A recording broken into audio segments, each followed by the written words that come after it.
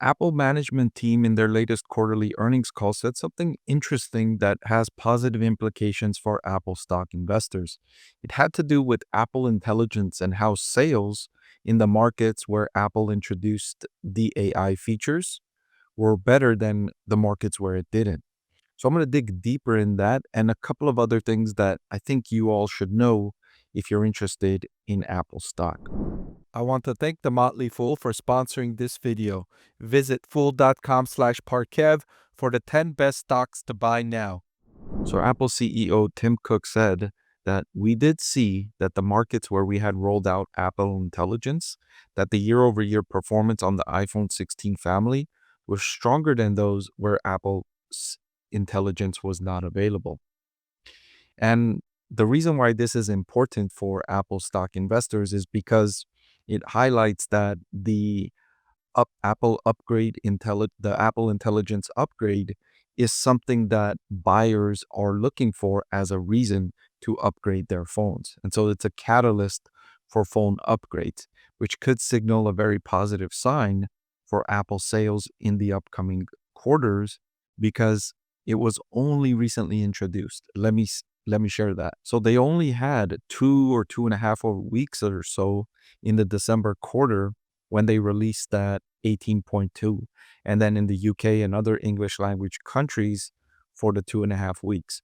So it's only very early indications at the moment, but the CEO is saying that they're glad with the initial results. In other words, they're happy with the reaction that consumers are showcasing for these upgrades. Now, another big category of importance for Apple is their sales in the Greater China area.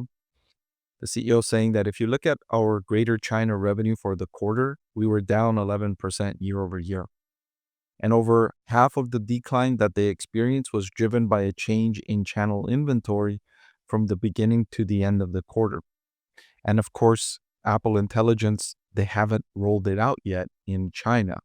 So one of the things that they're optimistic about is when Apple Intelligence comes out in China, that will help boost sales. And then as the channels that are selling Apple products, as they rebuild their inventory, that can also boost sales for Apple in that region, which they've been losing market share. The rivals, the manufacturers in that region have done a great job with catching up to Apple and taking significant share away from them. And Apple did say that they do expect the fiscal stimulus that went into effect in China in January. They do see that occurring, and they'll be glad to talk about what it looks like on the next call. So they're hoping that will have some positive impact on sales. Now, both Apple and another company that has a big market share and a big interest in the smartphone market in China, which is Qualcomm. I've reviewed both of their latest earnings call transcript, and both management teams talked about that fiscal stimulus that helped consumers in China starting in January to buy smartphones. And they're both optimistic about sales of smartphones as a result of those stimulus that went into effect. But they're both hesitant. They were both hesitant to talk about the benefits just yet. So they want more information to come in before they go deeper into the impacts of that stimulus. So one thing CEO Tim Cook is excited about is Apple's growth in India. The CEO saying, I'm particularly keen on India. India set a December record quarter for sales, and we're opening more stores in the region. We've announced that we're going to open 4 new stores. The iPhone was the top selling model in India for the quarter. And of course, that's a huge market, right? Population over a billion people, approaching 1.5 billion people. And so it's a massive market opportunity that Apple is only beginning to harvest. And so they have a very modest market share in these areas. And so they feel like there's a lot of upside there. Now, this is especially true because the market, the regulatory, the politicians in India are more receptive to Apple now because they're trying to woo Apple and their manufacturing base over to India. So they're more open to allowing Apple to take a greater share of the market because they also want Apple to establish manufacturing there. And so to help job growth.